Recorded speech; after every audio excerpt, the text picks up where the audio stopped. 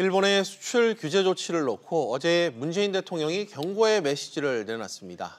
대일 공개 메시지는 이번이 세 번째인데요. 이전보다 훨씬 수위가 높고 강경해졌습니다. 문재인 대통령 발언 먼저 잠시 들어보시죠.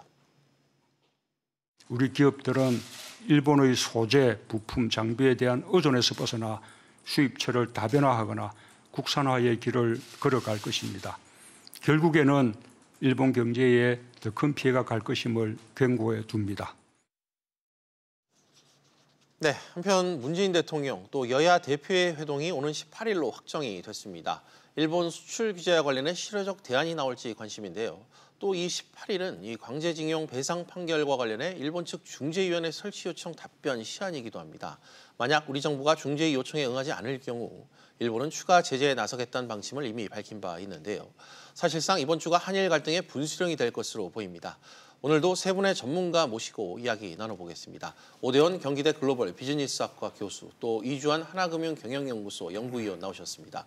또 노동일 경희대 법학전문대학원 교수도 함께하겠습니다. 세 분 어서 오십시오. 네, 안녕하세요. 네, 먼저 연구위원님께 여쭙겠습니다. 일본이 수출 우대국 목록, 즉 화이트리스트에서 한국을 제외하는 것을 기정사실화한 게 맞죠? 지난주 금요일이었죠. 12일 날 한일 간의 이제 실무자 회담이 있었고 그곳에서도 이미 일본 관료들이 언급을 했었고요. 또 최근에 또 일본 정부의 또 다른 매체들과 인터뷰를 통해서도 꾸준히 제기하고 있기 때문에 결국 아마 8월 중에 될 것으로 대부분 예상을 하고 있는데 그때 법 개정이 있기 때문에 법 개정한 와중에서 화이트리스트에서 한국을 제외하는 것은 거의 기정사실화 이렇게 받아들여야 될 것 같습니다. 알겠습니다. 지금 이 첨단 소재, 전자, 통신과 같은 약 1,100여 개 품목이 영향권에 지금 놓일 것으로 우리나라 안팎에서 예상을 하고 있습니다. 연구위원님, 어느 정도 파장일지 정확히는 모르겠습니다. 가장 우려스러운 품목들이 어떤 것인지도 좀 궁금하고요. 지금 업계에서는 어떻게 보고 계십니까? 제가 급하게 그 15개 항으로 구성되어 있는 일본에서 관리하는 전략물자 리스트를 좀 급하게 살펴보긴 했었는데요. 네. 우리나라 산업에 특히 주력 산업에 좀 영향이 많이 미칠 만한 것들이 일본의 분류 체계대로 하면은 첨단 소재 쪽이 있을 것 같고요. 그다음에 그때 전자라는 부분 그리고 사실은 저희들 센서라든가 광학 그다음에 정밀기기 같은 것도 다 포함되어 있고요. 그다음에 굉장히 광범위하게 있는 것들이 화학 무기라는 곳에 돼 있는 많은 케미컬들이 있는데 먼저 저희가 선제적으로 세 가지 품목에 대해서 했던 대부분들이 화학 무기라는 그 항에 들어가 있는 것들이고요. 그다음에 그 정말 우리한테 큰 영향을 미칠 만한 것들이 가장 모여 있는 거는 첨단 소재하고 전자 부분인데 보면은 일단 반도체가 가장 집중적으로 타격을 받을 수밖에 없는 것으로 돼 있어서 반도체의 경우는 웨이퍼에서부터 시작해서 반도체를 제조할 때 들어간 모든 공정 장비를 처음부터 끝까지가 다 포함되어 있고요.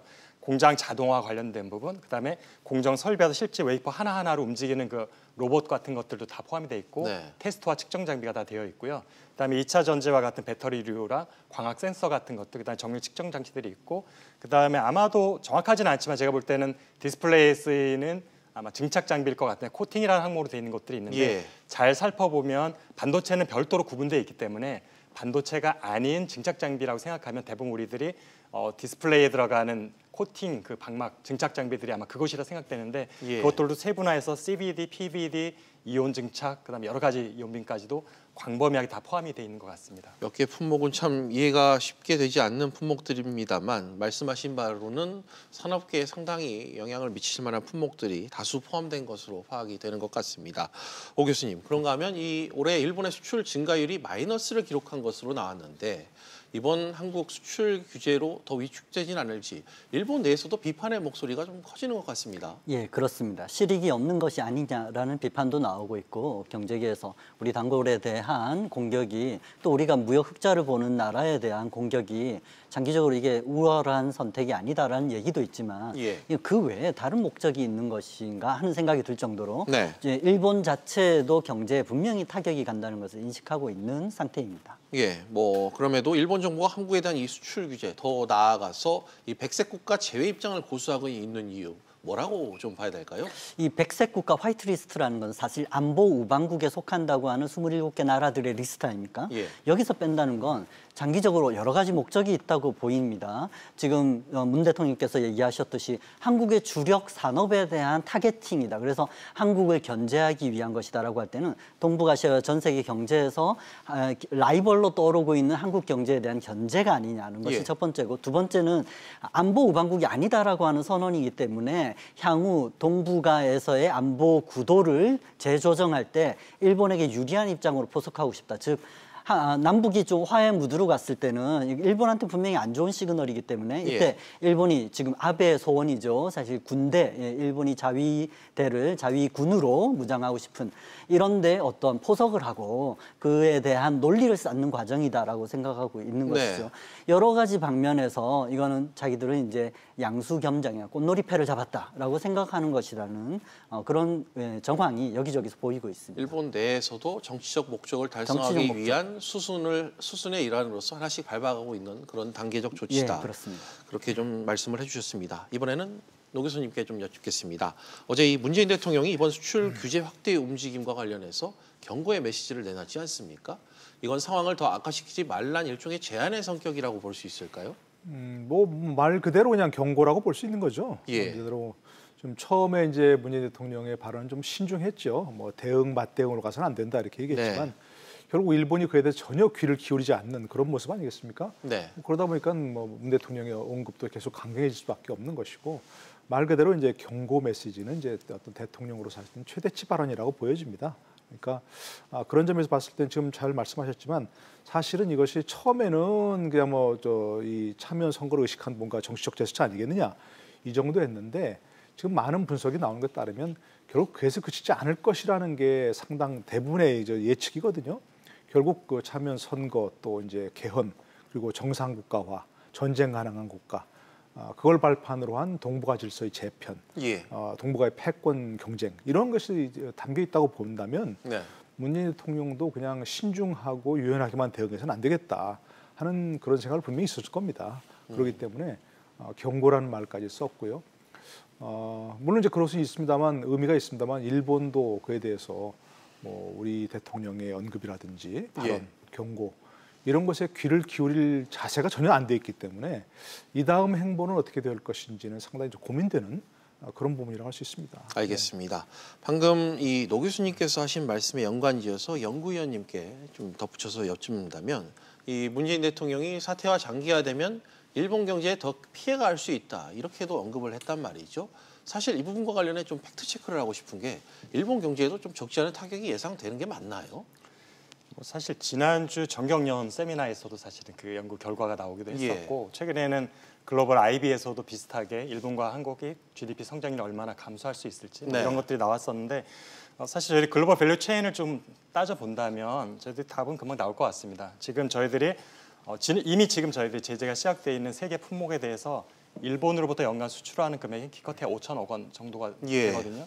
그런데 작년 한 해 보면 저희들이 그걸 가지고 만드는 수출하는 반도체는 120조 원, 130조 원이 된단 말이죠. 결국에는 지금 저희들 협업 구조가 어떻게 돼 있냐 하면, 우리들은 굉장히 필수적이지만 금액으로 따지면 얼마 되지 않는 5천억 원이 막히게 되면 135조 원의 수출을 못하게 되는 구조로 돼 있다 보니까 사실은 대부분의 품목들이 저희가 소재나 부품을 사서 완제품 내지는 중간 제품으로 가는 구조가 돼 있잖아요. 그다음 결국에는 레버리지가 발생하는 거기 때문에 타격의 정도를 보면은 소재를 파는 업체들보다는, 또한 그런 국가보다는 그보다 더 윗단에 있는 완제품에 가까운 쪽에 있는 반제품을 파는 국가가 더 금액적으로 큰 손실을 볼 수밖에 없는 구조고요. 또 마찬가지로 나아간다면은 중국을 또 예를 들 수가 있는데, 중국은 저희들의 최대 반도체 수출국인데, 또한 중국은 그 반도체를 가지고 뭐 PC도 만들고 휴대폰도 만들고 다양한 가전제품도 만드는데 거기서 또 한 번 레버리지가 발생을 하게 되죠. 그래서 우리한테 연간 뭐 수입하는 반도체가 뭐 200조 원이 된다고 하면 그걸로 인해 가지고 그쪽은 또 판매하는 완제품 훨씬 더 큰 액수가 될 텐데 연쇄적으로 전 글로벌리 이런 체인망이 다 타격을 받게 되는 구조이고요. 그래서 결국 한국과 일본만 놓고 본다면 저희들이 결국 유리하다고 볼 수 없다는 게 전문가들의 판단이거든요. 무역 구조를 보더라도 연간 200조 원, 250조 원 정도에 늘 저희들이 적자를 보고 있다는 얘기는 사서 써야 되는 게 훨씬 많다는 얘기예요. 파는 것보다는. 그래서 양쪽 다 서로 팔지도 않고 사지도 않는다고 하면 그게 없으면 우리는 만들 수가 없는 쪼개 있는 쪽이 더 불리하다라는 것은 자명한 것 같습니다. 알겠습니다. 지금 말씀하신 내용만 놓고 봤을 때 기초 소재를 갖고 와서 우리가 더 가공해서 수출하는 구조가 더 크기 때문에 우리 측 실이 더 많다 이런 느낌이 좀 드는 것 같습니다. 오 교수님, 실제 이 같은 갈등 상황이 무역 분쟁으로 전면전으로 이어졌을 경우 우리 경제 지금과는 차원이 다른 양상으로 피해가 좀 커질 수 있겠어요. 예, 그렇습니다. 우리 정부가 지금 얘기하고 있는 것은 WTO에 제소하겠다는 얘기지만 이것의 해결은 28개월 이상 평균적으로 네. 소요가 되지 않습니까? 그래서 이게 이미 그 시간쯤에는 모든 우리나라의 기업들이 엄청난 타격을 받고 난 다음이기 때문에 네. 좋은 조치가 아닌 것이죠. 지금 일본의 노림수도 그것이고요. 네. 그렇다면 우리가 대응할 수 있는 것은 다른 일반 국제법에서 상응 조치를 하는, 우리가 피해가 발생했을 때 그 피해에 상당하는 만큼 일본 기업에 대한 그 수출 규제라든지 예. 여기에 대한 어떤 제한 조치 혹은 인허가에 대한 깐깐한 조치 같은 거를 제한적으로 시행할 수 있게 되어 있단 말이죠. 물론 예. 그것도 나중에 WTO에 또 제소를 다시 우리가 당할 수도 있습니다만 그건 상호주의 원칙에서 우리가 이렇게 강경하게 대응할 수밖에 없는 것이죠. 이렇게 되면 지금 한국이 큰 타격을 받지만 일본에도 2차 타격, 일본의 전자업체들이라든지 다른 예. 자동차 업체라든지 이런 데들에 대한 타격으로 이어질 수 있죠. 양쪽이 다 안 좋은 상황이 되는 것입니다. 알겠습니다. 답답한 상황을 시청자도 느끼고 있어서일까요? 끝번호 6348번님께서 의견을 좀 주셨습니다. 국산화 다변화 정책 필요하지만 단기간에는 불가능하다. 이 경고만 하지 말고 우리도 실용적인 대책을 좀 마련했으면 좋겠다. 이런 의견을 주셨습니다. 그럼 연구위원님께 다시 여쭙겠습니다. 만약 일본의 수출 규제 조치가 이 연쇄 타격으로 글로벌 문제로까지 번지게 됐을 때 미국으로서도 개입할 수밖에 없지 않을까 이런 가능성이 있는데 좀 어떻게 바라보십니까? 앞서 제가 말씀을 드렸지만 결국에는 우리의 반도체를 사용하는 나라가 중국과 미국이 가장 대표적인 국가고 네. 가장 많이 사용을 하기 때문에 분명히 그곳에서 반도체를 사용한 다양한 제품들을 만든 기업들이 타격이 있게 되면 예. 분명히 경제에도 영향을 미치게 되고 그렇다면 중국과 미국이 가만히 있을 수는 없게 되는데 네. 근데 문제는 그 시점이 굉장히 한참 뒤가 될 거라고 저는 생각하는 게 예. 결국에는 자국의 경제라든가 자국의 기업들이 분명하게 그다음 확실한 피해가 발생했을 때가 아니면 예. 제3국에 끼어들 수 있는 명분이 서질 않기 때문에 그 전까지는 어떻게 사실은 들어올 수가 없는 상황이거든요. 그런데 그 언제쯤에 될까 하면 결국에는 반도체 생산이 실질적으로 굉장히 많이 급감을 하는 상황이 되고 그다음에 그 중국과 미국에 있는 IT 기업들이 갖고 있는 반도체 재고가 완전히 소진돼서 예. 필요한 물건을 제때 받지 못하는 상황이 됐을 텐데 그 모든 기관들을 해보면 제가 볼 때 최소한 6개월이나 그 이상 후가 될 가능성이 예. 있어서 그렇게 되는 상황이 아니면 명분이 없기 때문에 사실 들어올 여지가 없게 되고요. 그렇기 때문에 일본이 그 상황에서 약간의 완급을 조절하면서 지혜롭게 또한 풀어주는 듯한 제스처를 해가지고 미국에 들어올 수 있는 타이밍을 잠깐 놓치게 한 후에 또 다른 형태로 또 저희들한테 어떤 액션을 할 수도 있기 때문에 예. 그래서 그것들에 우리가 전적으로 의지해서 뭔가 희망을 갖고 하는 것보다는 우리가 먼저 할 수 있는 것들을 중심으로 고민하는 것이 맞는 것 같습니다. 네, 알겠습니다. 일본의 수출 규제로 인한 갈등은 이번 주가 최대 고비가 될 것이다. 이런 관측도 있습니다. 강제징용 이 판결과 관련해 일본이 요청한 이 제3국 중재위 설치 답변 시한이 18일이기 올해이기 때문입니다. 노 교수님, 네. 일본이 요청한 이 중재위 구성이 정확히 뭡니까? 지금 현재 이제 문제의 어떤 근본적인 부분이 이제 1965년 한일 협정, 이른바 청권 협정이라고 하죠. 그 해석을 둘러싼 문제 아니겠습니까? 예. 일본 대법원에서는 청구권 협정이 개인의 청구권 다 소멸됐다고 지금 보는 것이고 그런 네. 판결이 나왔고 계속해서 반면 우리 대법원에서는 개인의 어떤 손해배상 청구권은 불법적인 점유가 있었기 때문에 예. 소멸되지 않았다. 이런 다른 판결이 나왔기 때문에 문제가 되는 거 아니겠습니까? 예. 근데 청구권 협정 3조에 이제 분쟁 해결 절차 규정돼 있습니다. 1항에 보면 이제 이런 문제, 청구권 협정을 둘러싼 문제가 발생하면 일단 외교적으로 해결 노력을 한다는 네. 것이 있고 2항, 3항에 보면 결국 외교적 해결 노력을 분쟁 해결이 안 되면 중재위를 구성하자, 제3국을 구성하는 중재위를 구성해 해결한다는 그런 규정이 돼 있습니다. 예. 그렇기 때문에 사실은 이런 문제를 둘러싼 그 청구권 해석을 둘러싼 문제가 발생했을 경우는 그런 것으로서 중재위 구성을 통해서 해결해 나간다는 그런 것이 어떤 메커니즘이 구성되어 있는 거죠. 그걸 일본에서는 얘기하고 있는 겁니다. 예, 알겠습니다. 그럼 이 현 시점에서 우리 정부가 중재위 제안을 수용할 가능성 어느 정도로 봐야 될까요? 이제 18일 날 공식적인 그 언급이 있기 전에는 조금 조심스럽습니다만 현재로서는 받아들일 가능성은 좀 없어 보입니다. 일부 보도가 이제 청구의 그런 중재위 구성을 받을 가능성도 있다 이렇게 나오니까 오늘 청와대 관계자가 그걸 부인했다는 보도가 또 나왔거든요. 예. 그러니까 현재 어떤 정서상, 감정상 이런 것들 보면 현재 또 문재인 대통령의 어떤 그 언급이라든지 또 수석 비서관들의 의견 같은 것들 들어보면 중재위 구성을 받을 가능성은 현재는 많지 않아 보입니다. 그러나 제 개인적인 생각을 말씀드리면 저는 중재위 구성을 하는 것도 나쁘지 않다고 생각합니다. 예. 그것이 아까 말씀드린 대로 이미 청권협정, 한일협정에서 메커니즘으로 구성돼 있고요. 분쟁 해결 절차. 예. 양국이 지금 아무리 서로 경고하고 부딪히고 해봐다 결국 악화될 수밖에 없다는 상황은 너무도 뻔한 것이거든요. 예. 그러니까 두 나라가 얘기해서 분쟁 해결 가능성은 없고 미국이 갑자기 얘기 들어서 어느 쪽 편을 들든지 아니면 제3 의견으로서 중재할 가능성도 현재로서는 많지 않고 그렇기 때문에 당장 해결이 안 되더라도 일단 중재위에서 뭔가 논의한다는 그런 절차만 가지고도 상당 기간 동안 우리가 같이 한일 간 논의를 해볼 수 있는 문제거든요. 예. 그러니까 저는 충분히 고려해볼 만하다 생각합니다. 이 문제는 정서적, 감정적으로 아무리 얘기해도 해결되지 않습니다. 금모기를 얘기하고 무슨 불매운동을 얘기하고 죽창을 얘기해도 정서적으로는 닿을지 몰라도 실질적인 해결책은 전혀 아니지 않습니까? 그렇기 때문에 이 문제는 외교적으로 해결할 수밖에 없는데 외교적으로 해결하는 것은 완승완패가 있을 수 없습니다. 예. 우리가 일본에 무릎 꿇을 수도 없고 아베가 우리한테 무릎 꿇을 수도 없는 그런 상황 아니겠습니까? 그렇다면 이 문제는 중재위에 가서 함께 그 과정에서 함께 논의해보자.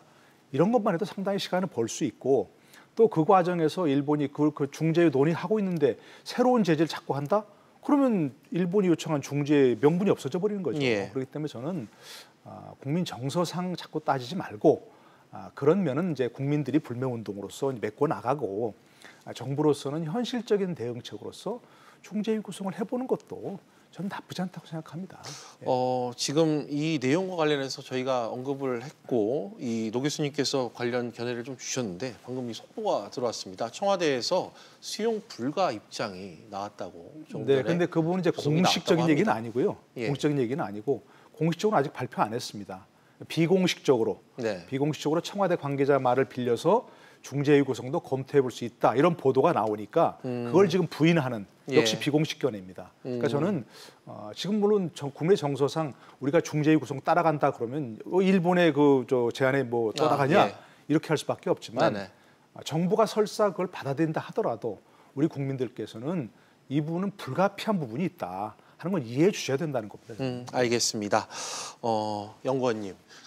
일단 이 정부는 일본의 추가 제재에 대비해서 이 관련 예산을 이 추경에 최대 3천억 원까지 편성해서 이 소재 부품 산업 이 육성을 지원한다는 방침을 세우고 있습니다. 물론 산업이 전반으로 봤을 때 큰 액수는 아닙니다만 당장 급한 불을 끌 수 있는 액수인지 이 부분이 좀 궁금한데 어떠신가요?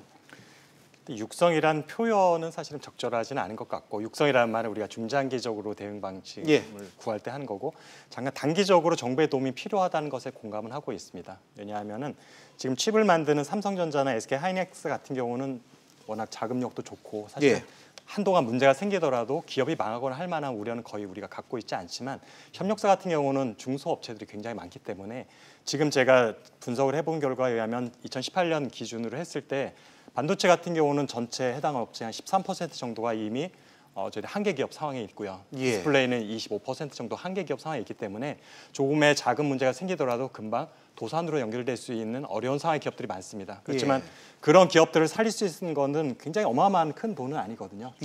기업 자체 규모가 크지 않기 때문에 그러면서 정부에서 이런 것들을 물론 중장기적으로 사용하는데도 육성에도 사용을 해야겠지만 급한 대로 일단 저희들이 이 문제가 일단락이 될 때까지 중소업체들이 망하지 않고 버틸 수 있을 정도의 어느 정도의 어떤 형태든지 기재부하고 아마 논의가 돼야 되긴 하겠지만 어떤 식으로든지 그 자금의 일부는 그런 데 사용하는 것이 유용할 것 같고 그게 제가 볼 때는 우선적으로 먼저 검토돼야 될 상황인 것 같습니다. 알겠습니다. 즉각적인 좀 대책이 필요하다는 입장이신 것 같고요.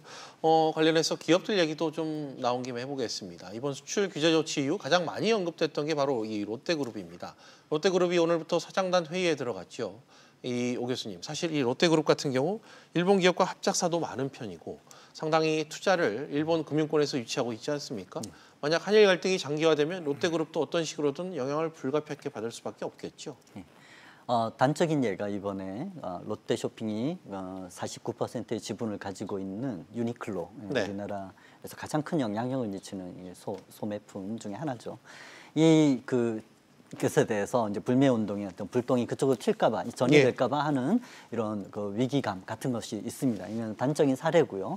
이 100여 명의 이 사장단을 해서 며칠 동안 향후 어떤 대책을 세울 것인가 해서 가장 주목을 받는 것은 이 수출 규제에서 일본의 입장, 그리고 도대체 일본 정부와 기업들의 스탠스가 어떤지를 가장 정확하게 알 수 있는 바로미터로서 신동빈 회장의 그런 발언 같은 데 관심이 쏠리고 있습니다. 그래가지고 보면은 이 일본의 어떤 스탠스인가를 체크하기 위해서 신동빈 회장이나 이번에 이재용 회장이 일본 방문했을 때 먼저 금융권, 4대 금융권을 수장을 다 만났는데 가장 정확하게 일본 정부의 의도를 다 잘 알 수 있고, 그다음 개인적으로 집안끼리도 또 잘 아는 사정, 아베 집안과 이 신동빈 회장의 집안이 서로 잘 아는 사이라고 하지 않습니까? 그러니까 어떤 소식을 듣고 왔을 것이라는 생각을 하는데 중장기적인 대책을 세우고 이것이 길어질 것일 수도 있다는 대책을 세우고 있죠. 그래서 일본이 가장 먼저 이런 불매운동이나 이런 유탄을 맞을 가능성도 큰데다가 제일 정확하게 일본 정부나 재계의 상황을 잘 파악하고 있을 것이라는 데서 그런 영향을 가장 크게 받는 시험지와 같은 그런 영향을 받지 않을까, 그렇게 생각하고 있습니다. 롯데그룹이 갖고 있는 한국과 일본 간의 이 특수한 이 기업적 특수성과 관련해서 롯데그룹이 리트머스 시험지 역할을 하지 않을 수 없을 것 같다. 그런 의견을 주신 것 같습니다. 그런가 하면 삼성전자도 빼놓을 수 없을 것 같습니다. 수출 규제가 확대된다면 이 반도체 또 디스플레이 소재에서 스마트폰과 가전 등 이 완성품에도 영향이 커질 것 같은데 연구원님, 삼성전자 이재용 부회장이 일본 방문 직후 경영진을 소집해서 대응책을 주문하기도 했습니다. 지금 이 삼성전자의 상황 정확히 산업계에서는 어떻게 보고 있습니까? 기업의 입장에서는 아무래도 어떤 최악의 상황까지도 고려를 해서 컨텐전시 플랜을 마련하기 때문에 아마 그런 의미에서 당장에는 아직은 소재 문제로서 반도체 칩과 디스플레이 패널의 문제가 되지만 이것들 또한 부품으로 사용하게 되는 완제품, 스마트폰 같은 쪽 영향이 연쇄적으로 있을 수밖에 없기 때문에 미리 그룹 차원에서 지금부터 준비를 하라는 메시지로 보이고요. 사실은 저희들이 어떻게 생각해 보면 지금 저희들이 반도체 소재 일본에 대한 의존도가 높은 만큼 저희 삼성전자나 LG전자가 만드는 완제품에서 일본의 영향을 받아서 우리가 받을 수 있는 것은 좀 적다고 보면 됩니다. 왜냐하면은 아무래도 상대적으로 대체재를 찾을 수 있는 가능성이 어느 정도 열려 있는 상태고요. 물론 디램 같은 경우에 한국의 점유율이 높다고는 하지만 뭐 생산이 0으로 되거나 이런 상황이 되는 건 아니기 때문에 우선적으로 국내 고객들한테 저희들이 물량을 배치해주면 되기 때문에 그런 문제가 있고, 그다음에 여차하면 마이크론이라든지 아니면 대만 같은 곳에서 일부 저희들이 수급할 수도 있기 때문에 지금 일본으로부터 불화수소나 리스트를 공급받지 못했을 때 완전히 생산이 중단되는 리스크가 가는 것만큼의 그런 어려움 상황은 아니지만 어쨌든 연쇄적으로 영향이 있을 수 있기 때문에 미리 한 것 같고, 결국에는 아직까지는 삼성전자가 가장 워칭하고 있는 거는 반도체라고 생각이 됩니다.